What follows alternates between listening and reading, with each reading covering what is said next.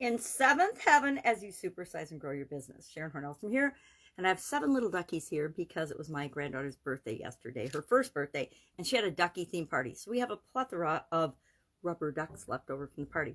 But the award goes to my sister who made these little ducky cookies that are absolutely the cutest thing I've ever seen. She's the cookie master. So in seventh heaven, what does this mean and where did it come from? It is an idiom that has been around for thousands of years. It's seventh heaven, not particularly, hasn't been in the Bible because there's some controversy. It comes from, I believe, Islam, and they discussed and believed that there were 7 levels of heaven, and so they taught that God and the angels lived in the highest level of heaven, which is the 7th level of heaven.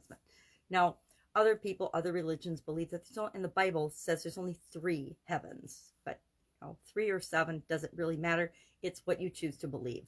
But either way, it means to be extremely happy, blissfully happy, in a state of ecstasy, the happiest you could possibly be. And so since the 1800s, seventh heaven has meant this, to be blissfully happy, to be the best you can be, to be at the highest level you can possibly be in any area or aspect of your life. So the happiest you could be is in 7th heaven. The most in love you could be is in 7th heaven. The most famous you could be or successful you could be would be what you consider and describe as 7th heaven. So with respect to growing our businesses and supersizing our businesses, what does this mean?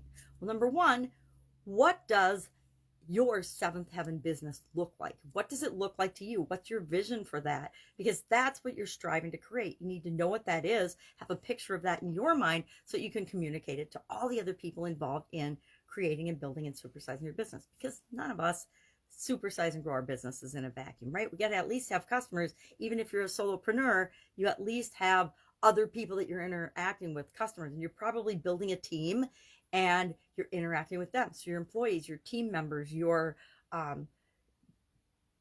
partners, your strategic partners, your communities that you live in, the customers in the communities that you serve, whether they're your customers or not, are you painting that picture of the ultimate best service for them? What is 7th heaven to your employees? What is the best you can provide for your employees? What is the best opportunity in the 7th heaven you can provide for your strategic partners, your vendors, your suppliers, etc., your delivery people, your service providers? What is 7th heaven in everyone's mind, and what can you do to try to create a little piece of that with the products and services that you provide? So I actually like this idiom. I think it's fun. I don't care if there's 3 heavens or 7. I think it's up to each of us to decide what we believe from a spiritual level. It doesn't really have a whole lot to do with our day-to-day business. So curious, have you heard this expression? Have you used this expression? I don't know that I've ever said, oh, I'm in 7th heaven, I'm so happy, or I'm over the moon about this, but I kind of doubt that I have. I understand what it means, and I understand how other people might think about it and approach it, but my goal is always to surprise and delight the people that I'm here to serve, including my friends and family, right? Nothing makes me happier than making my granddaughters happy with the ducks, and my sister, nothing, her way of putting people in 7th heaven is making these adorable yet delicious cookies. You can even eat the duck. How cool is that? It's a little fondant duck. And the pearls are candy pearls, so the little bubbles.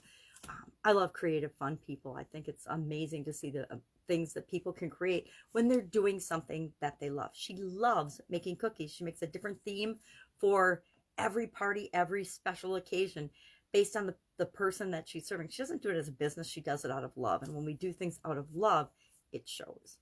All right, that's it. Have an awesome day. I hope that you are in 7th heaven with whatever you're doing today as you're building and growing your business.